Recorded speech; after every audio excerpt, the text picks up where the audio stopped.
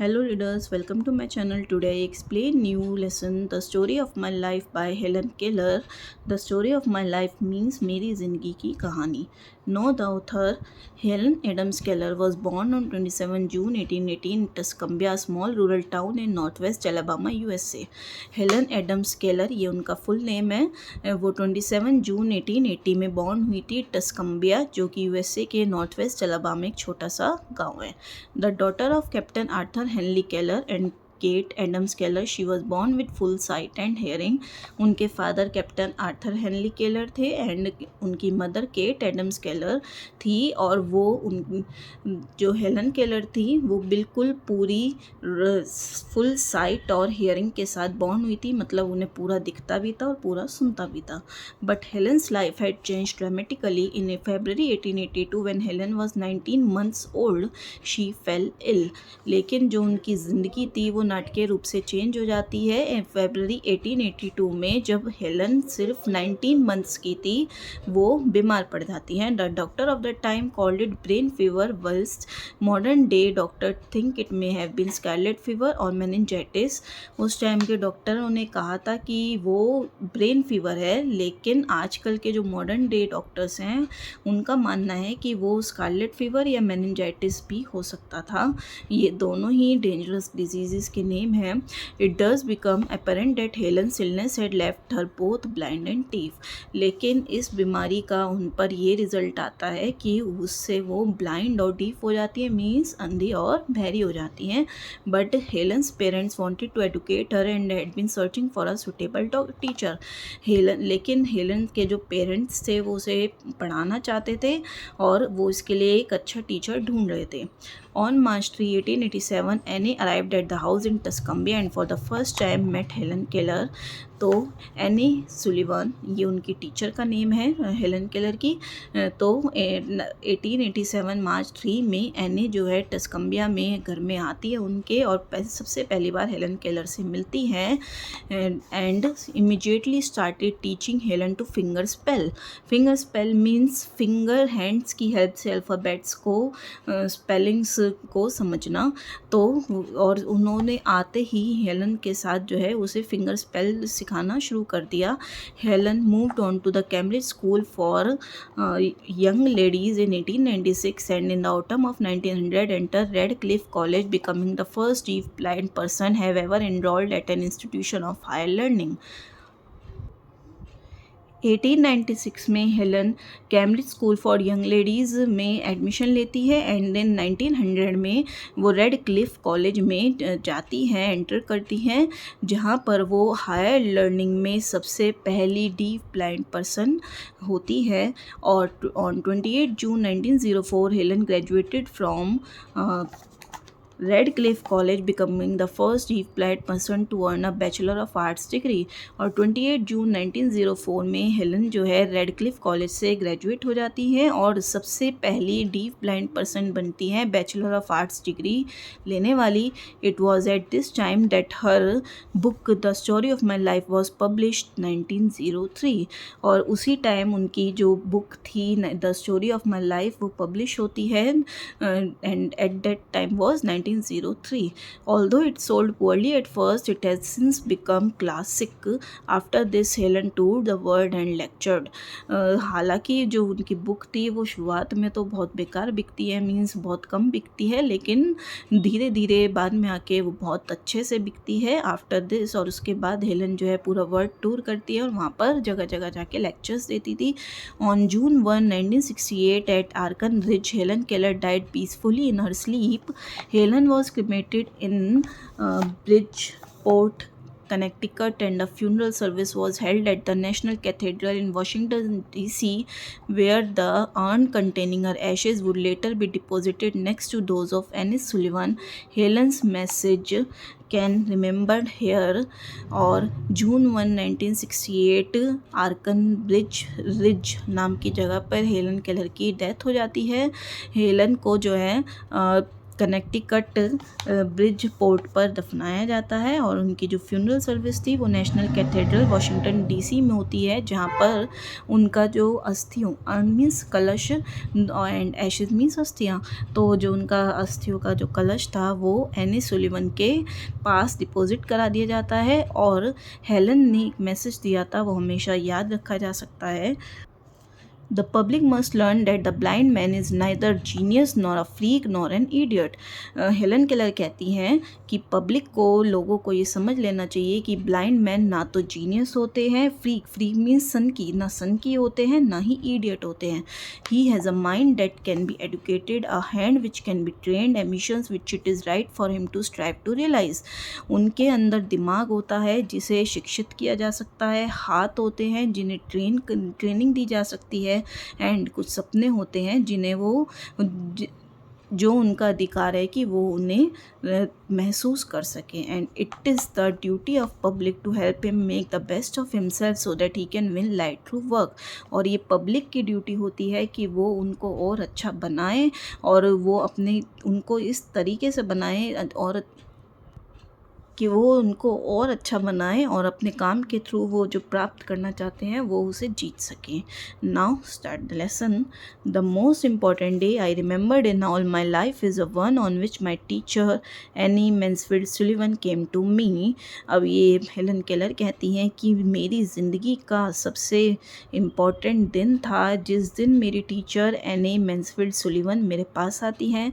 I am filled with wonder when I considered the immeasurable trust between the two lives which it connects. और मैं बहुत खुशी से भर गई थी जब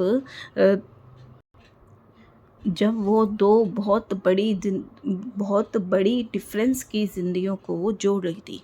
it was the 3rd of March 1887, 3 months before I was 7 years old। और वो डेट थी 3rd March 1887 और 3 महीने, जब वो 7 साल की होने पहले वाली थी उससे 3 महीने पहले। On the afternoon of that eventful day, I stood on the porch, dumb, expectant। उस यादगार दिन की दोपहर की बात वो बताती हैं कि मैं अपनी वेरांडा में खड़ी थी, बिल्कुल चुपचाप एक आशा के साथ। I guess vaguely from my mother's signs and from the hurrying to and fro in the house that something unusual was about to happen. So I went to the door and waited on the steps। और मुझे अपने माँ के इशारों से थोड़ा थोड़ा पता लग रहा था और घर में जो चहल पहल थी उससे पता लग रहा था कि कुछ तो होने वाला है घर में, तो वो गेट पे खड़ी हो जाती हैं और सीढ़ियों पे इंतज़ार करती हैं। The afternoon penetrated the mass of honeysuckle that covered the porch and fell on my upturned face। और जो सूरज था उस टाइम पर वो हनीसकल्स फ्लावर्स, तो वो हनीसकल फ्लावर के से गुज़रते हुए जो पूरे उनके हनीसकल जो फ्लावर्स हैं उनके पूरे वरांडा में फैले हुए थे, तो वो उनसे गुजरते हुए मेरे फेस पर पड़ रहे थे। My fingers lingered almost unconsciously on the familiar leaves and blossom which had just come forth to greet the sweet southern spring. मेरी फिंगर्स जो हैं उन पत्तियों को, उन जानी पहचानी पत्तियों को, ब्लॉसम्स को छूकर रुक रही थी जो स्वीट साउदर्न स्प्रिंग से खुल गई, मतलब स्प्रिंग से आ गई थी, मीन्स बसंत ऋतु में आ गई थी। आई did not know what the future held of Marvel और सरप्राइज फॉर मी। मुझे नहीं पता था कि भविष्य मेरे लिए क्या सरप्राइज प्लान कर रहा है। Anger and bitterness had preyed upon me continually for weeks and a deep languor had succeeded this passionate struggle. और कई हफ्तों से मुझे गुस्सा, कड़वाहट जो है मेरे ऊपर पूरा शिकार करे बैठी थी। मीन्स उन्हें गुस्सा और कड़वाहट बहुत ज़्यादा आ रही थी, लेकिन अब वो काफ़ी रिलैक्स फील कर रही थी। Have you ever been at sea in a dense fog when it seemed as if a tangible white darkness shut you in and the great ship, tense and anxious, groped her way toward the shore with plummet and sounding line, and you waited with beating heart for something to happen? वो कहती हैं, कभी तुम ऐसे समुद्र में गए हो जो बिल्कुल घना कोहरा हो, जिसमें जिसमें एक अजीब सी सफ़ेद डार्कनेस हो, जिसमें तुम घिर जाओ, और एक बड़ी सी शिप जो कि पूरी टेंशन में हो, और वो जो शिप थी वो अपना किनारा ढूंढ रही हो। मीन्स वो अपने आप को शिप से कंपेयर कर रही हैं कि ऐसे ख़राब मौसम में एक शिप जो कि अपना किनारा ढूंढ रही थी, हार्बर ढूंढ रही थी, शोर विद प्लमेट। प्लमेट होता है पानी की डेप्थ नापने के लिए डिवाइस। तो प्लमेट एंड साउंडिंग लाइन के साथ वो अपना किनारा ढूंढ रही थी, और तुम बीटिंग हार्ट के मतलब बिल्कुल धड़कते हुए दिल के साथ वेट कर रही थी कि अब क्या होगा, अब क्या होगा। I was like that ship before my education began, only I was without compass or sounding line and had no way of knowing how near the harbour was. वो कहती है, मैं बिल्कुल उस शिप की तरह हूँ। जब मेरी पढ़ाई शुरू हुई उससे पहले मैं बिल्कुल उस शिप की तरह हूँ। बस ना मेरे पास कंपास है, ना साउंडिंग लाइन है, और ना मुझे ये पता कि मेरे जो किनारा है वो कितनी दूर है, क्या कितनी पास है। Light give me light was a wordless cry of my soul and the lights of love shone in that very our.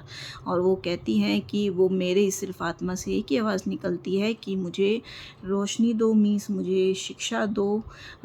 And वो जो प्यार की एक रोशनी थी वो उस वक्त मेरे पास आ रही थी। I felt approaching footsteps, I stretched out my hand as I suppose to my mother. और उन्हें पैर के कदमों की चलने की आवाज़ उनके पास आती हुई सुनती है, उन्हें महसूस होती है, और वो अपने हाथ फैलाती हैं, उन्हें लगता है कि उनकी मदर हैं। Someone took it and I was caught up and held close in the arms of her who had come to reveal all things to me and more than all things else to love me। और कोई उनका हाथ पकड़ लेता है और उनको अपने मतलब गले लगा लेता है, और उसे सारी चीज़ें सिखाने वो आई थी, और उससे ज़्यादा उसे प्यार देने आई थी। The morning after my teacher came, she led me into her room and gave me a doll। और उस सुबह जब वो टीचर आई थी, उसके बाद जो सुबह आई थी, the morning after my teacher came, she led me into her room and gave me a doll। मेरी टीचर जब आई थी उसके बाद जो सुबह आती है उसमें वो उसे एक रूम में ले जाती हैं और एक डॉल देती हैं। The little blind children at the Perkins Institution had sent it and Laura Bridgman had dressed it, but I did not know this until afterward. वो बताती हैं कि पर्किंस इंस्टीट्यूशन में जो ब्लाइंड बच्चे हैं उन्होंने वो डॉल उसके लिए भेजी थी, और लॉरा ब्रिगमैन वो जो कि वहाँ के टीचर है उन्होंने उसे ड्रेस करी थी।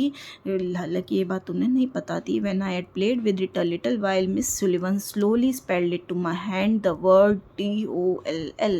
और जब वो उस छोटी सी डॉल से खेल रही थी तो मिस सुलिवन क्या करती हैं, धीरे धीरे उसकी हैंड पर डॉल की DOLL स्पेलिंग लिखना स्टार्ट करती हैं।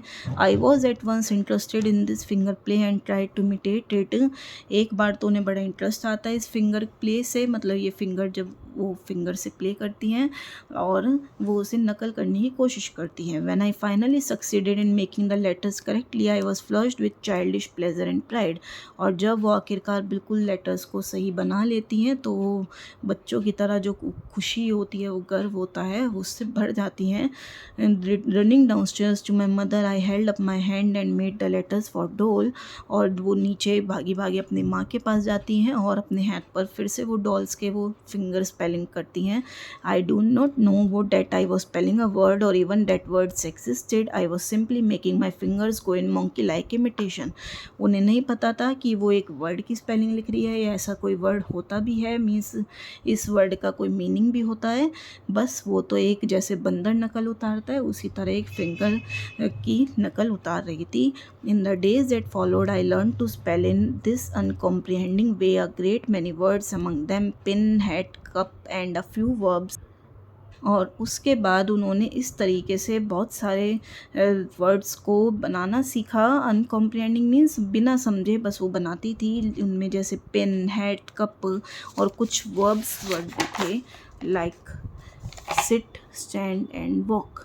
But my teacher had been with me several weeks before I understood that everything has a name. लेकिन मेरी मेरे साथ कुछ हफ्तों के लिए ही थी, इससे पहले कि मैं समझ पाती कि ये जो वर्ड्स मैं सीख रही हूँ इनके कुछ नाम भी होते हैं, कुछ मीनिंग भी होते हैं। One day while I was playing with my new doll, Miss Sullivan put my big rag doll into my lap, also spell DOLL and try to make me understand that DOLL apply to both. एक दिन जब मैं अपनी new doll के साथ खेल रही थी तो मिस सुलिवन, एक पुरानी सी डॉल होती है, वो उसकी गोदी में ला के रखती हैं और उसकी हाथ पर फिर वही डॉल की स्पेलिंग लिखती हैं और उसे ये समझाने की कोशिश करती हैं कि ये दोनों ही डॉल हैं।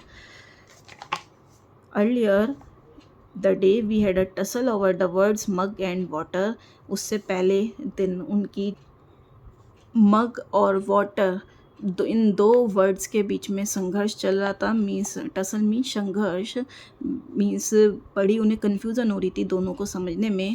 Miss Sullivan had tried to impress it upon me that mug is mug, MUG is mug and that WATER is water, but I persisted confounding the two। Miss Sullivan जो है उसे समझाने की कोशिश कर रही थी कि MUG is mug, मग होता है मीन्स मग्गा, एंड WATER is water, लेकिन मैं इन दोनों में कन्फ्यूज़न हो रही थी। In despair she had drop the subject for the time only to renew it in the first opportunity, और फिर वो उस सब्जेक्ट को, इस टॉपिक को कुछ टाइम के लिए ड्रॉप कर देती है, मीन्स छोड़ देती हैं जब तक के लिए, जब तक कि कोई उन्हें न्यू अपॉर्चुनिटी नहीं मिल जाती, उसे समझाने के लिए नया तरीका नहीं मिल जाता। I became impatient at her repeated attempts and seizing the new doll dashed it upon the floor, और मैं उनके इस बार बार अटैम्प्ट करने से इतनी बेताब हो जाती हूँ कि मैं उस नई डोल को पकड़ के ज़मीन पर फेंक देती हूँ। I was keenly dilated when I felt the fragments of the broken डोल माई फीट, और मुझे बड़ी खुशी होती है जब मैं उस टूटी हुई डॉल के टुकड़े अपने पैरों में महसूस करती हूँ। नाइदर सोरो nor regret followed my passionate outburst, और मेरे गुस्से से ना मुझे कोई दुख था ना ही कोई पछतावा था। I had not love the doll, मुझे डोल से कोई प्यार नहीं था। I am the still dark world in which I live, there was no strong sentiment और टेंडरनेस। मैं उसी ऐसा महसूस कर रही थी कि मैं उसी अंधेरी दुनिया में हूँ जहाँ पे कोई मेरे अंदर कोई इमोशंस नहीं है। I felt my teacher sweep the fragments to one side of the earth and I had a sense of satisfaction that the cause of my discomfort was removed. मैं महसूस कर रही थी कि टीचर जो है उन टुकड़ों को, उस डॉल के टुकड़ों को हटा रही थी, और मुझे सेटिस्फेक्शन आ रही थी, मीन्स संतुष्टि हो रही थी कि जो चीज़ मुझे परेशान कर रही थी वो वहाँ से हट रही है। She brought me my hat and I knew I was going out in the warm sunshine. फिर वो मेरी हैट लाती हैं और मुझे पता लग जाता है कि हम बाहर जाने वाले हैं धूप में। This thought if a wordless sensation may be called a thought made me hop and skip with pleasure. और ये जो सोच है, जो मीन्स जो बिना शब्दों के जो महसूस होता है उसे सोच कहते हैं, तो ये मुझे खुशी से भर देता है। We walk down the path to well house attracted by the fragrance of the honeysuckle wall which it was covered. और फिर हम एक कुएं के पास जाते हैं जहाँ पे हनी सकल फ्लावर्स से वो भरा हुआ था, उसकी खुशबू से भरा हुआ था। Someone was drawing water and my teacher place my hand under the spout, और कोई उसमें से पानी निकाल रहा था और मेरी टीचर जो है उसके अंदर, उस पानी के अंदर मेरा हाथ डाल देती हैं। As a cool stream gushed over one hand, she spelled into the other the word water, first slowly and then rapidly। और जैसे ही वो ठंडा ठंडा सा पानी उनके हाथ से गुजरता है तो वो उनके टीचर दूसरे हाथ पे फटाफट वाटर वर्ड लिखती हैं, पहले धीरे धीरे और फिर तेज तेज। I stood still, my whole attention fixed upon the motions of her fingers, और मैं बिल्कुल शांत खड़ी थी, बिल्कुल सीधी खड़ी थी, और जो मेरी पूरी अटेंशन थी वो फिंगर स्पेल पर थी, जो फिंगर्स की जो मूवमेंट थी उस पर थी। Suddenly I felt a misty consciousness as of something forgotten, a thrill of returning thought and somehow the mystery of language was revealed to me. तभी जो भूले हुए की कुछ ये थोड़ी थोड़ी याद सी होती है वो मैं महसूस करती हूँ। A thrill of returning through and somehow the mystery of language was revealed to me. और एकदम वापस याद आने की जो एक्साइटमेंट थी और जो लैंग्वेज की जो मिस्ट्री थी, जो रहस्य था वो उन्हें धीरे धीरे समझ में आ रहा था। आई न्यू देन दैट वो WATER means the wonderful cool something that was flowing over my hand. और उन्हें एकदम समझ में आ गया कि वाटर, वो चीज़ जो एकदम उनके ठंडा ठंडा एकदम उनके हाथ से गुजर रहा है, उसे कहते हैं पानी। That living word awaken me my soul, gave it light hope joy and set it free. और वो उस जीते जागते शब्द ने मेरी आत्मा को जगा दिया, मुझे रोशनी दी और मेरी आशाओं को, मेरी खुशियों को आज़ाद किया। There were barriers still, it is true, but barriers that could in time be swept away. हाँ, इसमें रुकावटें थीं, ये सच है कि रुकावटें थीं, लेकिन जो रुकावटें हैं वो धीरे धीरे टाइम के साथ हट जाएंगी। I left the well house eager to learn. और फिर मैं फटाफट मतलब वहाँ से ये लोग निकल जाते हैं कि उन्हें और सीखना था। Everything had a name and each name gave birth to a new thought. कि हर चीज़ का एक नाम होता है और हर नाम से एक नई सोच आती है। As we return to the house every object which I touched seemed to quiver with life। और घर पहुंचकर मैं जिस भी चीज़ को छू रही थी ऐसा लग रहा था कि जैसे वो ज़िंदगी से जुड़ रही हो। That was because I saw everything with the strange new sight that had come to me। Entering the door I remembered the doll if I had broken। और ऐसा इसलिए उन्हें लग रहा था क्योंकि अब वो हर चीज़ को जो है एक नई नज़रिए से देख रही थी। और घर में घुसते ही उन्हें वो डॉल की याद आती है जो उन्होंने तोड़ी थी। Then my eyes, I felt my way to the hearth and picked the pieces. और फिर वो वहाँ पर उस फायर प्लेस पर जाती हैं, वहाँ पर उसके पीसेस उठाती हैं। I tried vainly to put them together. और पूरी कोशिश करती हैं कि उसको जोड़ सके उस डॉल को। Then my eyes filled with tears for I realise what I had done and for the first time I felt repentance and sorrow. और उनकी आंखों में आंसू आ जाते हैं क्योंकि उन्हें महसूस हो चुका था कि जो उन्होंने करा है उन्हें उसका पछतावा और दुख हो रहा था। I learn a great many new words that day. और उस दिन उन्होंने बहुत सारे नए नए वर्ड सीखे। I do not remember what they all were, but I know that mother father sister teacher were among them, words that were to make the word blossom for me. और वो कहती हैं कि मुझे सारे तो याद नहीं हैं, लेकिन मुझे पता चल गया था मदर फादर सिस्टर टीचर जिन्होंने मेरी ज़िंदगी को एक खिला दिया था। Like Aaron's rod with flowers. Aaron Christians में एक प्रीस्ट हैं, तो उनकी रोड ने फ्लावर्स को खिला दिया था। तो खिला दिया था Aaron's rods with flowers. It would have been difficult to find a happy child at then I was as I lay in my crib at the close of that eventful day and lived over the joys it has brought me and for the first time long for a new day to come. उस दिन मेरे से ज़्यादा खुश बच्चा ढूंढना बहुत मुश्किल था। मैं मीन्स इतनी खुश थी उस दिन। एंड आई वॉज ले इन माई क्रिब मीन्स वो अपने बेड के पास लेटी हुई थी। And lived over the joys that brought me means वो सोच सोच के बहुत खुश हो रही थी। और पहली बार ज़िंदगी में उन्हें अपनी ज़िंदगी में न्यू डे के आने का इंतज़ार था। I hope now you understand the lesson. Please like, share and subscribe the channel. Okay, thank you. Bye bye.